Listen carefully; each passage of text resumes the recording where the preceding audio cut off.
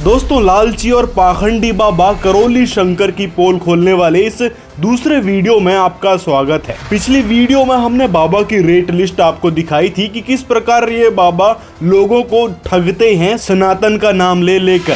साथ में इस वीडियो में इसके अंधभक्त चेले ने जो बकवास करी थी, अनाप शनाप बातें बोली थी, उसका भी खुलासा किया था। और इसी पिछली वीडियो को देखकर पाखंड से परिपूर्ण करौली शंकर के अंधभक्त चेले ने सफाई देते हुए कुछ और बेमतलब की बातें बोली है, उसका भी खुलासा करते हैं आज के इस वीडियो में। पहले तो इसने सन 2014 में जो गोदी मीडिया के द्वारा फर्जी खबर चलाई गई थी, उनको दिखाकर अपने आप में जो कूल बनने की इसने कोशिश करी है, चलो उस पर थोड़ा गौर कर लेते हैं। स्वर्ग में जाने की क्या कीमत हो सकती है?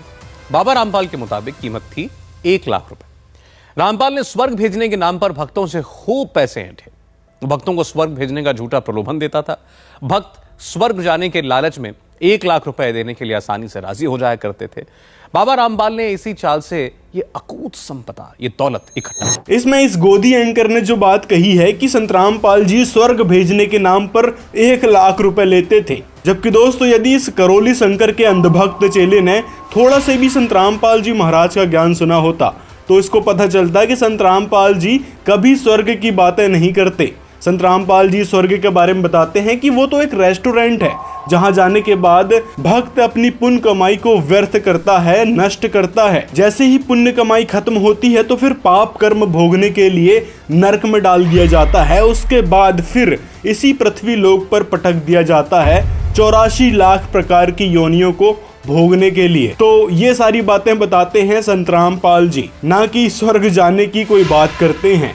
संत रामपाल जी बताते हैं कि वह अमर धाम शतलोक है जिसके बारे में गीता अध्याय 18 श्लोक 62 में बताया गया है। तो उस सनातन परम धाम की जानकारी संत रामपाल जी महाराज देते हैं, और वो भी निःशुल्क। इससे स्पष्ट होता है कि न्यूज एंकर गोबर का नशा करके बकवास कर रहा था, जिसका उसके पास कोई प्रूफ नहीं था, ना ही ये सारी बातें न्यायालय में रखी गई थी। हमारे आश्रम में 1,51,000 रुपए का जो हवन होता है ना, उसका पूरा टैक्स सरकार को जाता है। 100 रुपए की अर्जी लगती है, उसका भी जीएसटी भरा जाता है दरबार के द्वारा, क्योंकि हमारे गुरु ये कहते हैं कि नेशन फर्स्ट, राष्ट्र सर्वोपरि है, राष्ट्र सबसे पहले है। हाँ, क्योंकि इन्हीं राष्ट्र के लोगों को तो सनातन का नाम ले लेकर ठगना जो है। यदि टैक्स नहीं भरोगे तो कहीं पुराने मुकदमे सामने ना आ जाएं और फिर आपके पाखंडी बाबा को कहीं। इसीलिए टैक्स के नाम पर सरकार को मोटी रकम देनी पड़ती है, नहीं तो लूटने वाले कभी देते नहीं हैं।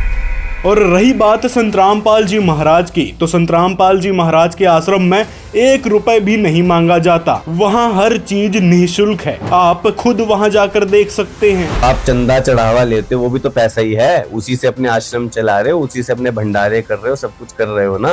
और दान की बात है तो भक्त अपनी स्वेच्छा से 10, 20, 50 रुपए दान करता है, ना कि उससे जबरन मांगा जाता है। और तो और बेशर्मी की हद तो तब हो जाती है जब ये लोग ये कह देते हैं कि अपनी कमाई का 10वां हिस्सा हमको दो।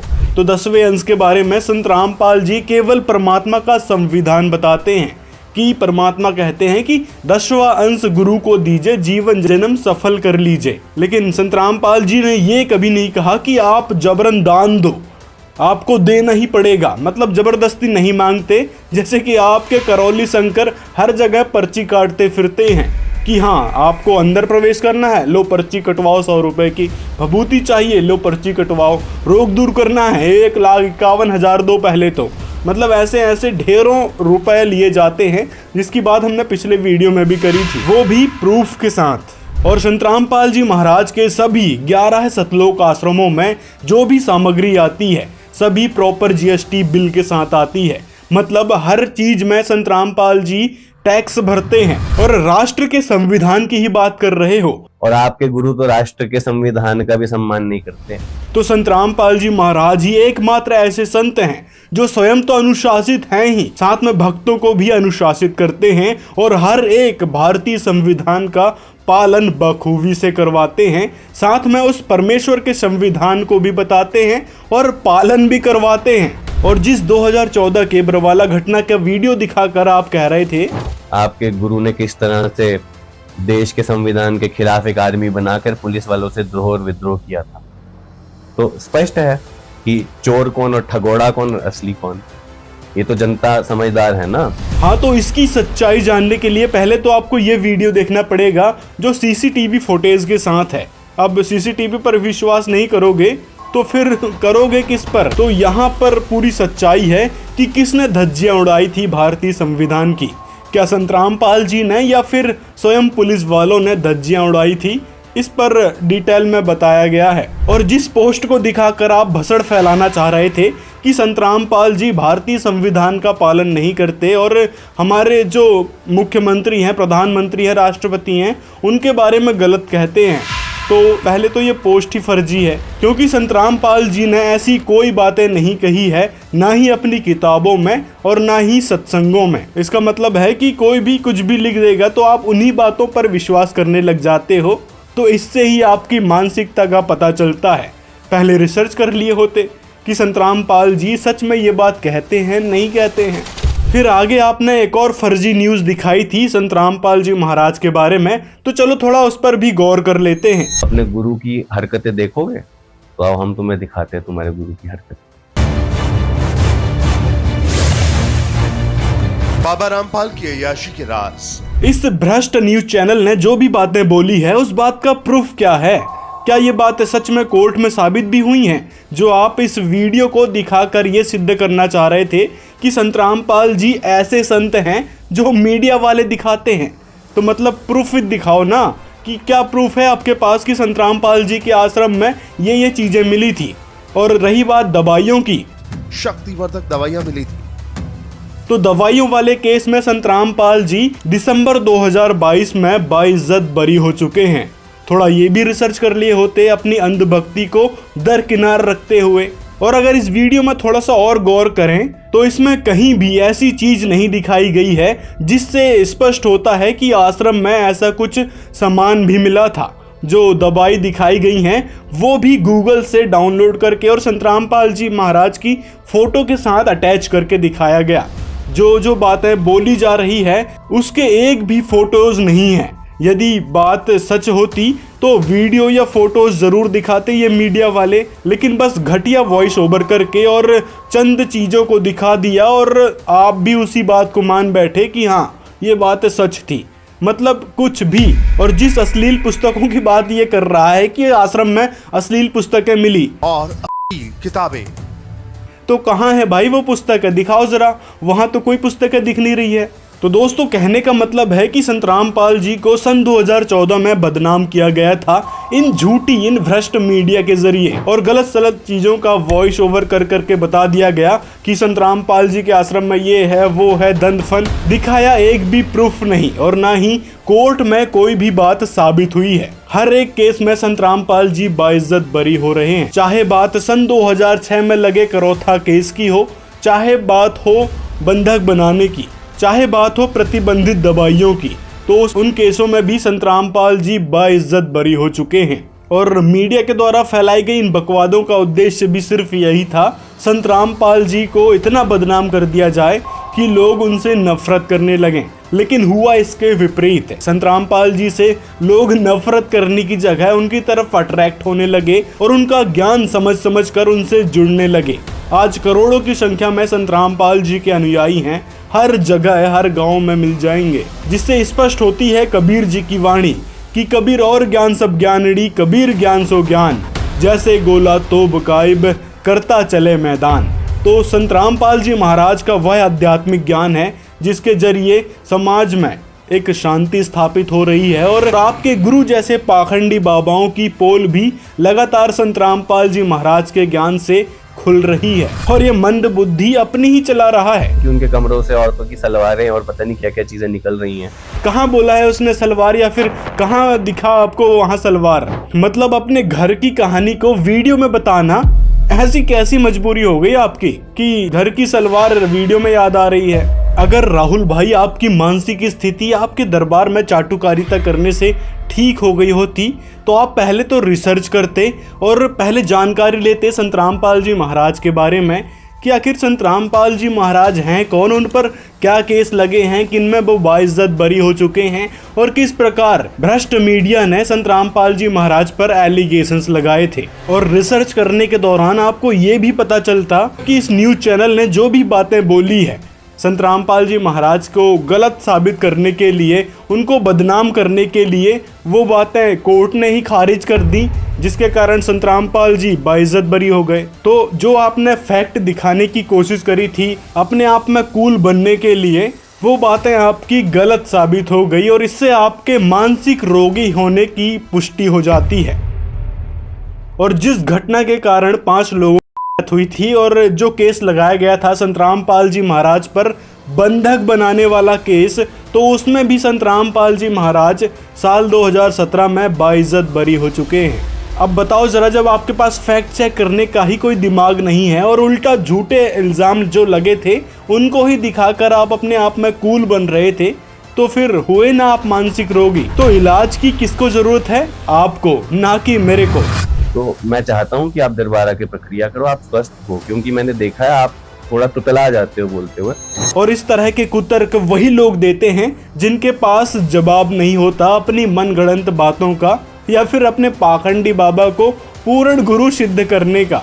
क्योंकि जैसे आप समस्या को समस्या बोलते हो, भ्रमित को भ्रमित बोलते हो, और चाहे मैं भ्रमित को भ्रमित बोलूं या फिर सह को शय बोलूं, लेकिन मेरी फैक्टफुल बातों से आपकी सुलग तो रही है ना, बस इतना ही काफ़ी है। और जब आप मानसिक रोगी प्रूफ ही हो चुके हैं तो फिर आपके आरोग्य हवन की भी पोल खुल रही है कि जब बाबा के चाटुकार चेले पर ही आरोग्य हवन काम नहीं किया तो और लोगों पर क्या ही करेगा, जो पैसे भर भर के अपना दुख दूर करवाने के लिए, अपनी मानसिक स्थिति ठीक करवाने के लिए दरबार में आते हैं। अब ये मत कहने लग जाना कि जिस प्रकार संत रामपाल जी महाराज के बारे में मीडिया वालों ने झूठी खबर फैलाई थी, उसी प्रकार हमारे जो करौली शंकर गुरु हैं उनके बारे में भी मीडिया वालों ने झूठी खबरें फैलाई थी। क्योंकि आपके गुरु पर जो भी एलिगेशंस लगे थे वो एकदम सत्य और प्रमाणित हैं, जिसका जीता जागता उदाहरण वो कई सारे लोग हैं जिनको आपके गुरु ने ठगा था,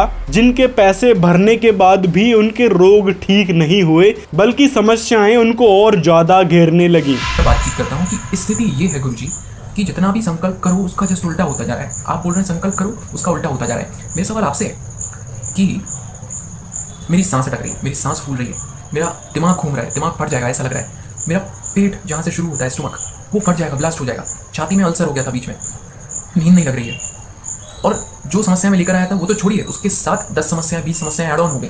मैंने पापा मम्मी को नहीं बताया था कि मैं हवन के लिए पैसा जो है झूठ बोल के उनसे ले रहा हूँ। सोचिए एक व्यक्ति किसी भी तरीके से पैसा अरेंज करता है पूरी फोकस पॉजिटिविटी के साथ कि मैं अपने परिवार का उद्धार कर दूंगा, इस राह में चलने लगता है और उसके साथ उल्टा होने लगे और उस रास्ते से वो वापस भी ना आ पाए वापस। सोचिए कितनी विकट परिस्थिति, और उसके साथ उल्टा सीधा होने लगे उस व्यक्ति के साथ। तो ये सारा कुछ मेरे साथ हो रहा है, ये मैं अपनी कहानी बता रहा हूँ। अगर हम 1,51,000 रुपए ले रहे हैं तो ठोक कर कहते कि ले रहे हैं, दिक्कत क्या है उसमें? तो राहुल भाई, आपका मानसिक रोग दिन ब दिन बढ़ते जा रहा है। ना ही आपके करौली शंकर यानी आपके गुरु की कोई विधि काम कर रही है, ना ही आपके ऊपर किए गए आरोग्य हवन से कोई फायदा नजर आ रहा है, बल्कि दिन व दिन आपकी दिमागी स्थिति और बद से बदतर होती जा रही है। इसीलिए जल्द से जल्द संत रामपाल जी महाराज की शरण ग्रहण करें, जिससे आपके अंदर प्रवेश प्रेत आत्मा से और टोना टोटके से छुटकारा मिल सके। कहते उस परमात्मा को याद कर तत् ब्रह्म को, गीता अध्याय नंबर 7 के श्लोक नंबर 29 में गीता ज्ञानदाता कहता है,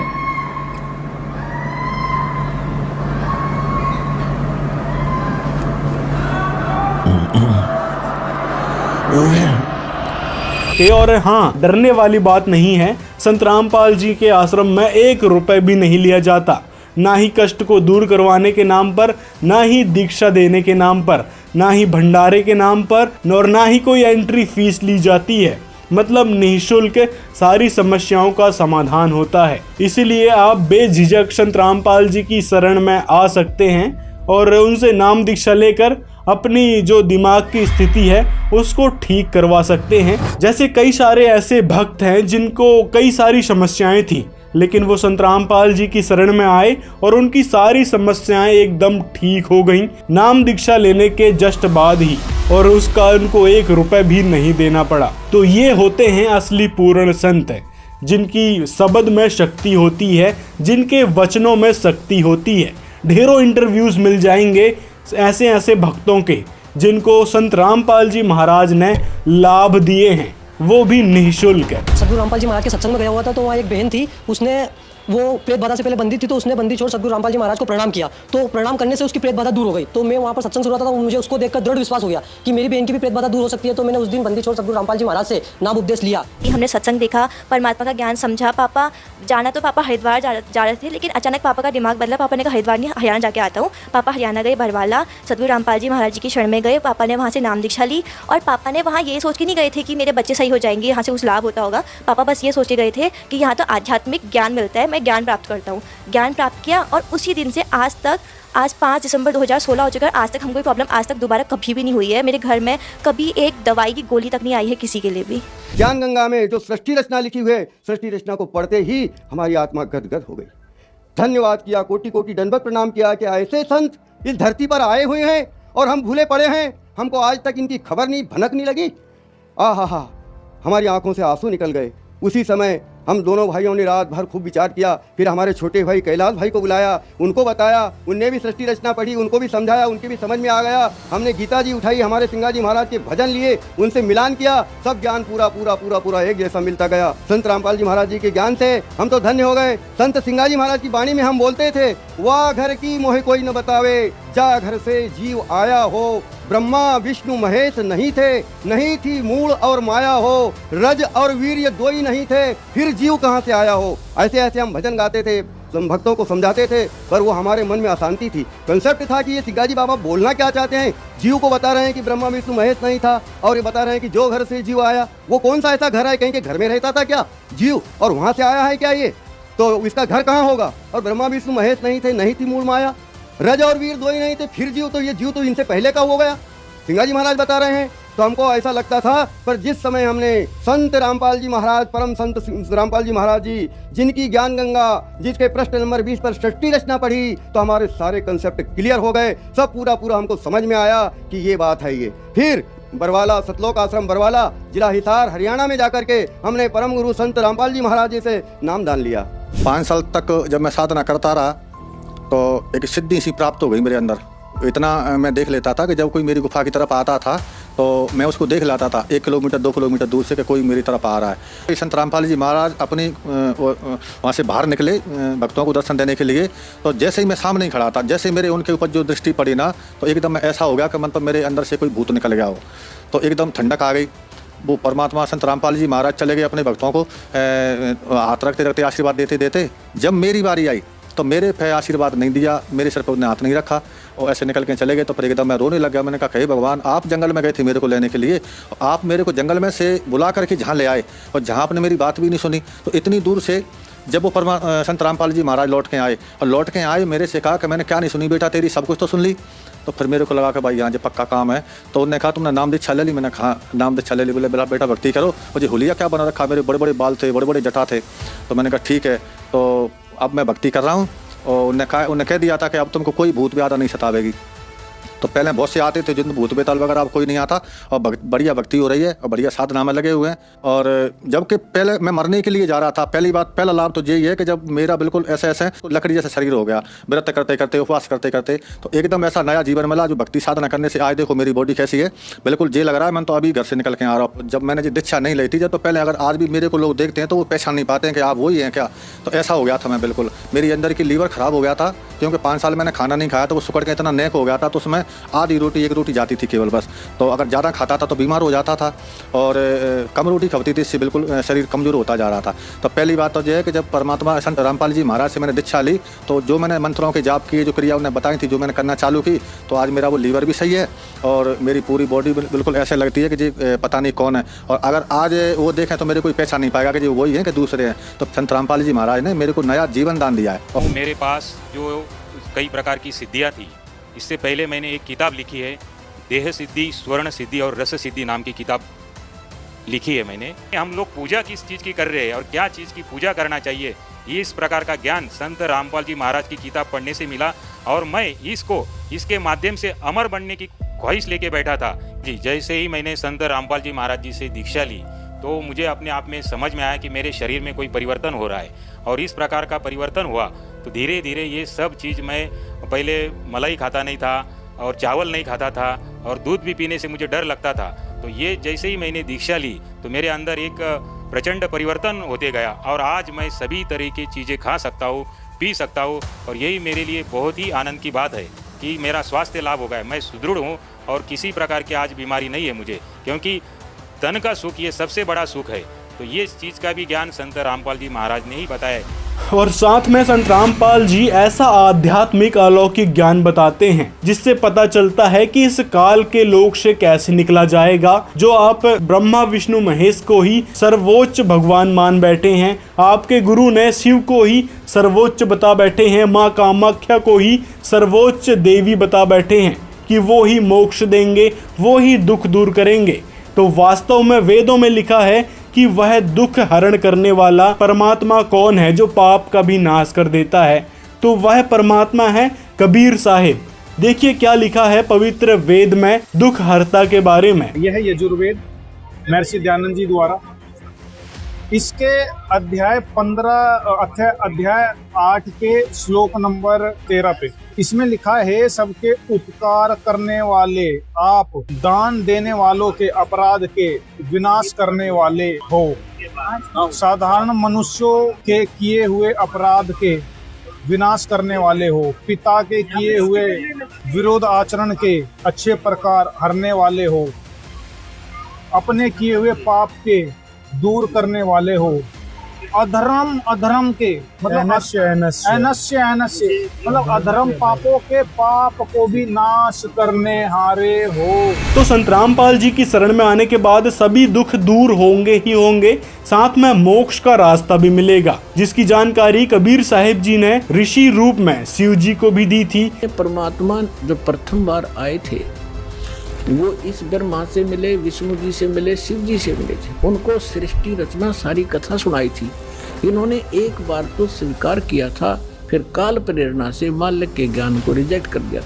अब वो सुना हुआ ज्ञान यहाँ कुछ अटकलबाजी कर रहा है। ये परमात्मा ने तो ये बता रखा है कि इस काल ने दुर्गा को खा लिया था, बुरी नीयत वो उसके पेट में चली गई थी, फिर वो परमेश्वर ने आकर निकाली थी, तब ये दोनों पति पत्नी रूप में रहने लगे थे। साथ में कबीर जी को शिव जी ने गुरु भी बनाया था। उसके बाद से ही शिव जी उस सोहम मंत्र का जाप करते हैं। तो संत रामपाल जी महाराज की शरण में आने के बाद वह मोक्ष मंत्र मिलेगा, जिसकी जानकारी आपके गुरु को तो है ही नहीं, कहीं से कहीं तक। और जो भी आपने जानकारी बताई है प्रथम मंत्र, सतनाम और आदि नाम की, वो सारी गलत है। जैसे कि आपने कहा था ना कि शिव जी ही काम वासना से मुक्त कर सकते हैं। हमारे दरबार में जो भी आता है उनके मन में काम वासना आती ही नहीं। ये दरबार जो है ये तो काम वासना एक दिन में नष्ट कर देता है, एक क्षण में नष्ट कर देता है, क्योंकि आपने तो चैलेंज किया था ना कि शिव जो है वो काम वासना नष्ट नहीं कर सकते। तो आइए देखते हैं आपके शिव जी के बारे में ही कि क्या शिव जी सच में काम वासना से मुक्त भी हो पाए हैं या नहीं। देखिए क्या लिखा है हमारे पुराणों में। देखिए श्रीपद महापुराण के सृष्टि खंड में यहाँ पर 56वां अध्याय है। इसमें नीचे श्री भगवान यानी विष्णु जी ने कहा कि पहले शिव गंधर्वों, किन्नरों तथा मनुष्यों की सुंदर तथा युवती स्त्रियों को मंत्र के द्वारा बहुत दूर आकाश में खींचकर तपस्या के बहाने उन सबों के साथ रमण करते थे, यानी कि संबंध बनाते थे। वहां पर अत्यंत मनोहर कुटी बनाकर उन सबों के साथ महेश्वर यानी आपके शिव जी कर्मात होकर क्रीड़ा करते थे। उसी समय गौरी का चित्त उद्धृत हो गया, मतलब एक प्रकार से होश में आ गई। उन्होंने ध्यान योग के द्वारा क्रीड़ा करते हुए जगदीश्वर यानी आपके शिव जी को देखा। उनको स्त्री के साथ भीतर गए हुए जानकर गौरी क्रोधित हो गई और उसके बाद क्षेमणकरी का रूप बनाकर उन्होंने भीतर प्रवेश किया। आकाश में अत्यंत दूर एकांत में कामदेव के समान कांति वाले सुंदर स्त्रियों के मध्य में विद्वान शुभ पुरुष यानी आपके शिव जी को स्त्रियों के साथ आलिंगन करके बार बार क्रीड़ा करते हुए और अस्वस्थ होकर खूब चुंबन करते हुए काम परशवश शिव जी को देखकर पार्वती जी उनके सामने खड़ी हो गई और उन सबों के केस को पकड़कर खींचकर चरण से मारा, यानी पैरों से मारा।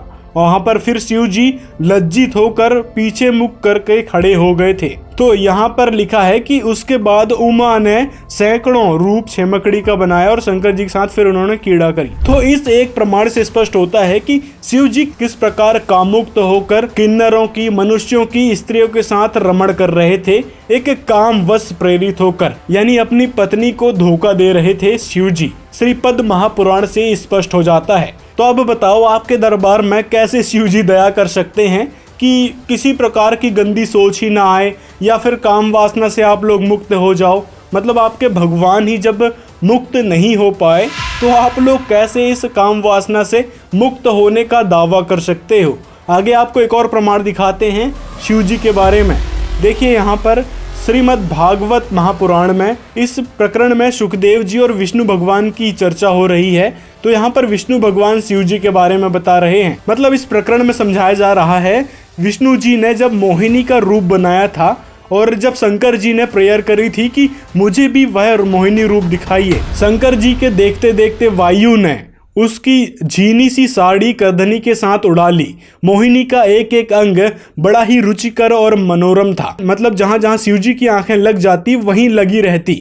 यही नहीं, यानी मन भी वहीं रमण करने लगता। उसको इस दशा में देखकर भगवान शंकर उसकी ओर अत्यंत आकृष्ट हो गए।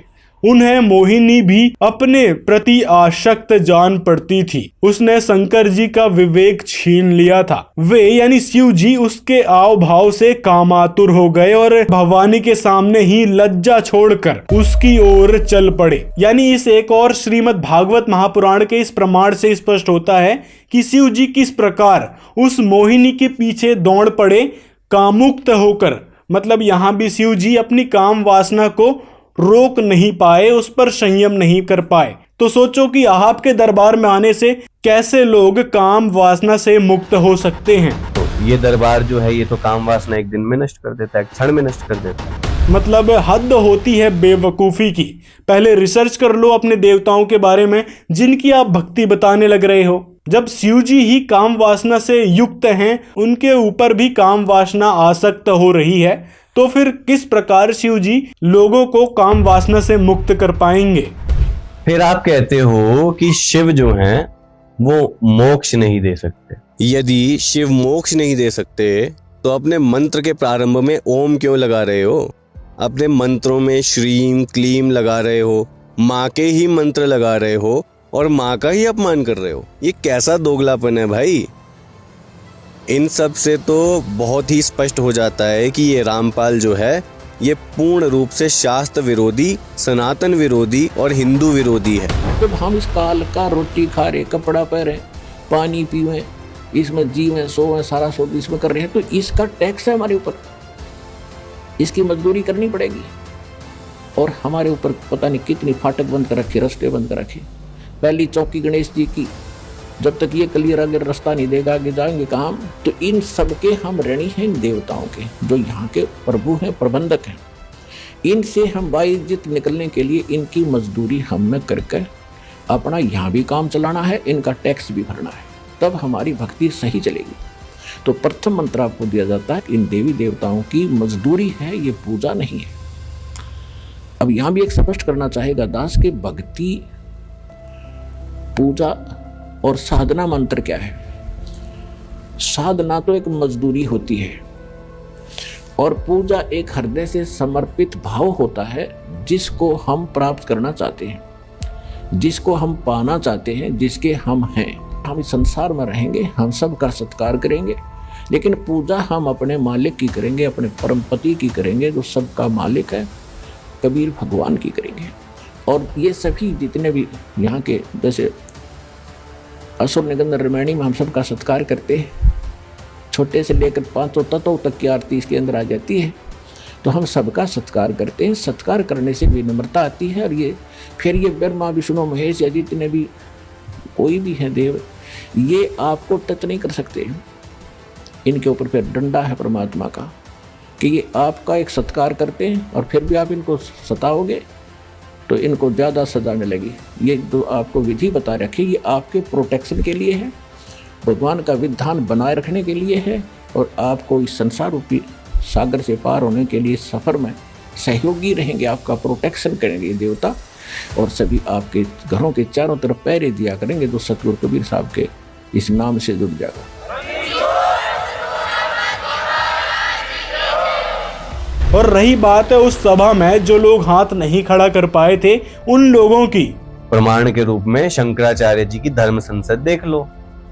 जब गुरुदेव धर्म संसद में महाकुंभ में गए थे और शंकराचार्य जी के साथ साथ अन्य सभी बैठे लोगों को वहां ओपन चैलेंज दिया और कहा कि एक गंदा कामुक विचार किसी के मन में आ रहा हो तो हाथ खड़ा करे और आप सबको शिव की सौगंध है। तो जरा तुम ये बताओ कि क्या आप वहां पे बैठे होते तो क्या आप हाथ खड़ा कर लेते यदि आपके मन में भी ऐसे कोई विचार आ रहे होते? नहीं करते, क्योंकि लज्जा नाम की भी एक चीज होती है जो हर किसी के अंदर है और शायद आपके भी अंदर होगी या फिर जो लोग वहां बैठे थे उनके अंदर भी थी कि मैं कैसे हाथ खड़ा कर दूंगा, कहीं लोग मेरे बारे में उल्टा सीधा ना सोचने लगे जो आसपास लोग बैठे हैं कि भाई ये तो काम वासना से ग्रसित है और इसके अंदर काम वासना की मतलब गलत भाव आते रहते हैं। एक हे दृष्टि से लोग उसको देखते, इस कारण भी लोगों ने हाथ खड़ा नहीं किया था।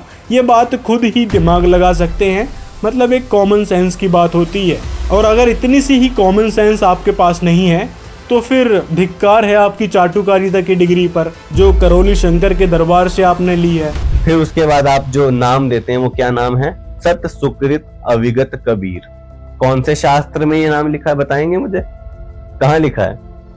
फिर आप जो मंत्र जाप देते हैं ओम ओम ओम, क्लीम क्लीम क्लीम, हरियम हरियम हरियम, श्रीयम श्रीयम श्रीयम, सोहम सोहम सोहम, कहाँ लिखे हैं ये मंत्र? कौन से शास्त्र में है? ये कौन सी शास्त्र भक्ति आप करवा रहे हैं? प्रथम मंत्र दिखाते हैं कि प्रथम मंत्र क्या है। ये देखिएगा, ये हमारा बॉडी का चित्र है, इसमें ये कमल बने हुए हैं।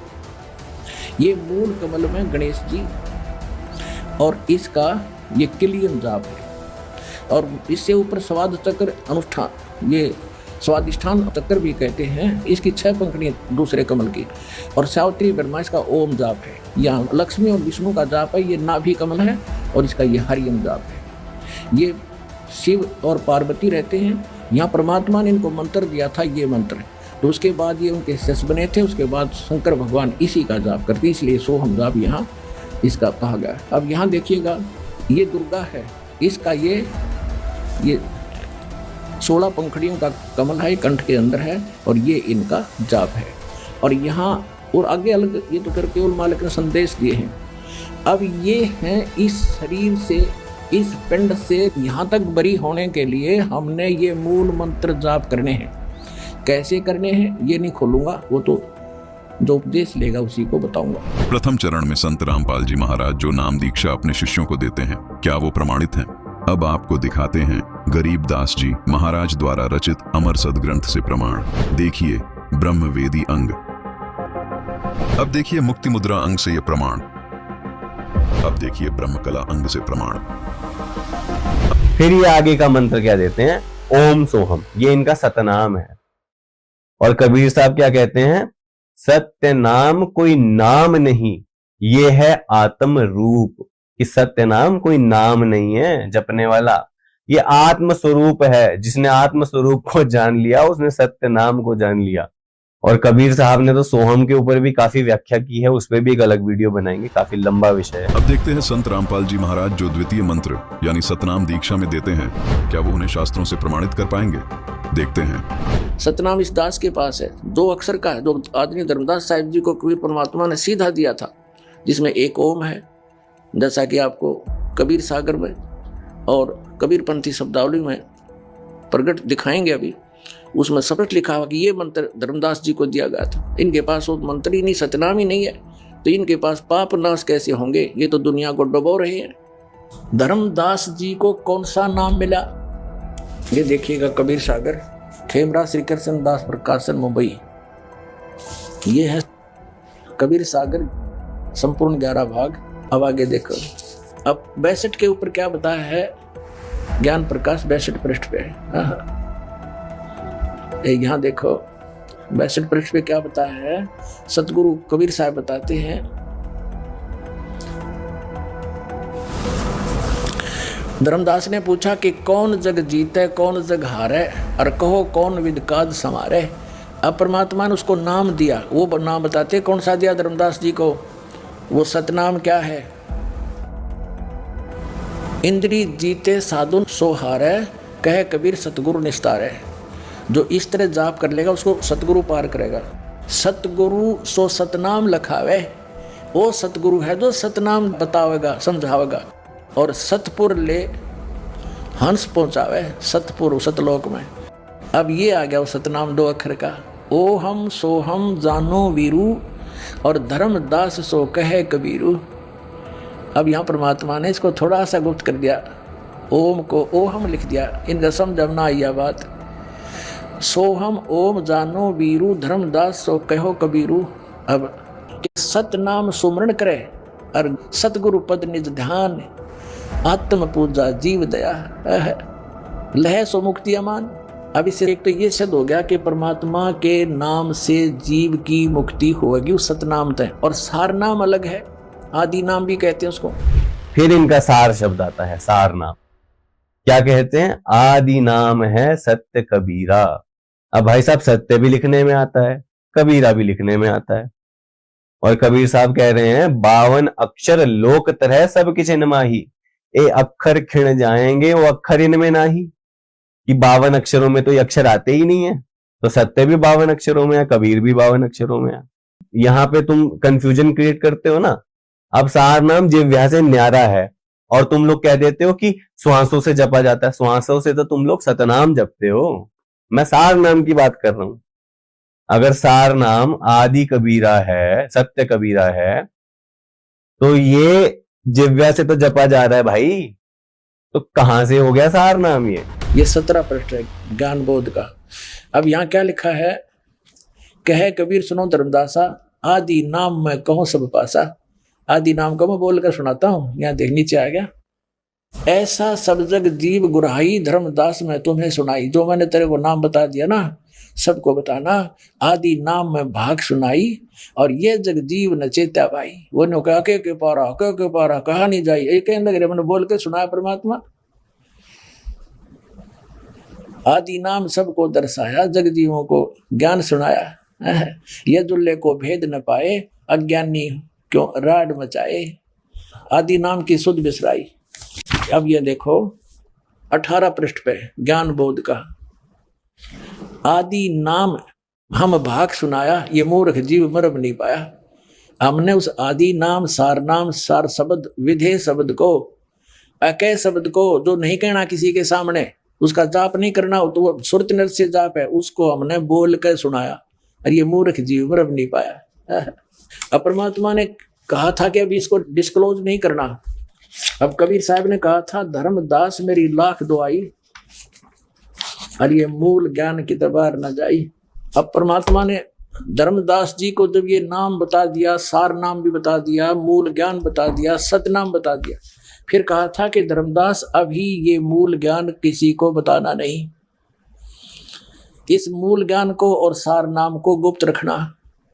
धर्मदास मेरी लाख दुहाई, ये देखिएगा जीव धर्म बोध, बोध सागर का ही है ये 1937 पर सत कबीर वचन। धर्मदास तो ये लाख दुहाई, और सार शब्द बार नहीं जाई। सार शब्द बार जो पर ही बिचड़ी पेड़ी हंसनी तेरही, युगन युगन तुम सेवा कीना, ता पीछे हम यहाँ पर दीनी। कोटिन जन्म भक्ति जब कीना, सार शब्द तब ही पहचीना। जब तुझे सार शब्द बताया मैंने, अंकुरी जीव होए जो कोई, सार शब्द अधिकारी सोई। सत कबीर प्रमाण बखाना, ऐसो कठिन पद निर्वाणा। अपना आत्मा समझदार व्यक्ति को संकेत बहुत होता है। सार शब्द पाया जब लोई, आवागवन बहुर ना होई। गरीब सतगुरु सो हम नाम दे, गुज बीरज बिस्तार। बिन सो हम सीजे नहीं, मूल मंत्र निज सार। गरीब सो हम ऊपर और है, सत सुकृत एक नाम। सब हंसों का वंश है, सुन्न बस्ती नहीं गांव। जैसा कि आप सब देख सकते हैं, संत गरीबदास जी महाराज जी ने अपनी वाणी में बिल्कुल साफ साफ लिखा है कि ओम सोहम मंत्र जपिए, यानी ओम सोहम मंत्र का जाप कीजिए, जो आपको पूर्ण गुरु से प्राप्त करना होता है। गरीबदास जी ने ओम सोहम मंत्र की इतनी महिमा बताई है कि इन मंत्रों के बराबर 14 लोक भी नहीं है।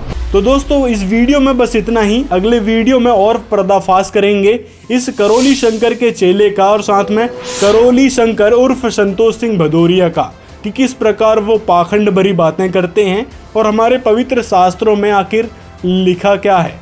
तो मिलते हैं अगले वीडियो में। इस वीडियो को ज़्यादा से ज़्यादा लोगों तक शेयर करें और अपनी राय कमेंट में भी ज़रूर बता दें।